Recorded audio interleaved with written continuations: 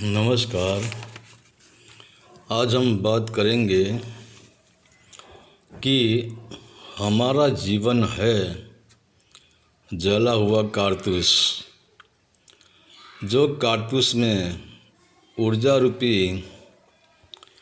बारूद भरा था, वह कारतूस को हमने राइफल में लगा दिया और इसका उपयोग कर लिया, तो बारूद तो जल गया, बची एक खोल जिसमें न ऊर्जा है, न ऊपर उठने की शक्ति है, न कोई संभावना है। और वही कारतूस का हम सदुपयोग करते तो वह कारतूस की ऊर्जा ऊपर उठ सकती थी, आकाश की ओर जा सकती थी, पृथ्वी को छोड़ सकती थी और आकाश का आनंद ले सकती थी। ठीक है, यह कारतूस को एक दिन मिटना तो पड़ेगा, लेकिन वह कारतूस विषय वासना अहंकार में मिटती है, किसी को दुख देकर मिटती है। वह ऊंचाई की यात्रा नहीं कर सकती, न वह आकाश का आनंद ले सकती है।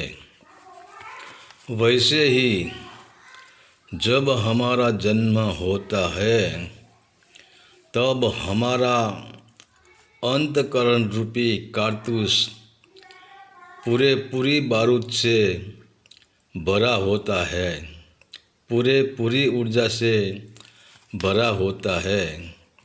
इसको ऊपर उठने की संभावना थी और जब मन चाहे वह ऊपर उठ सकता था, मगर अफसोस यह बात का है कि वही ऊर्जा को हमने विषय वासना, काम, क्रोध, मोह, अहंकार रूपी जो हमारे विपरीत परिबल थे, जो हमें पतन की ओर ले जाते हैं, जो हमारा अपहरण करके हमको बंदीवान करके दुख देते हैं और बाप और बेटे के बीच में बड़ी दूरी करवा देते हैं,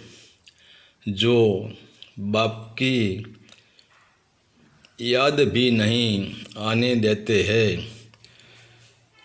तो हम हमारी ऊर्जा को नकारात्मक में खर्च कर देते हैं और इसी ऊर्जा से हम हमारे विरोधी तत्व को पोषण देते हैं और हम मृत्यु के समय जला हुआ कारतूस बन जाते हैं।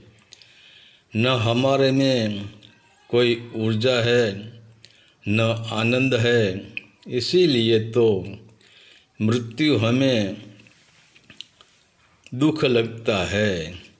इसीलिए मृत्यु के समय हम डर जाते हैं, कंप जाते हैं। अगर वही ऊर्जा को हमने सकारात्मक सोच में लगाई होती, तो हमारी चेतना ऊपर उठ सकती थी, चेतना चैतन्य को मिल सकती थी और मृत्यु के समय वही ऊर्जा हमें आनंद दे सकती थी। मृत्यु को मृत्यु नहीं, हम मृत्यु को अवसर बना सकते थे, पीयू मिलन बना सकते थे और हमारे भीतर एक आनंद का फूल खिल सकता था। हरि ओम तत्सत। आदेश का प्रणाम।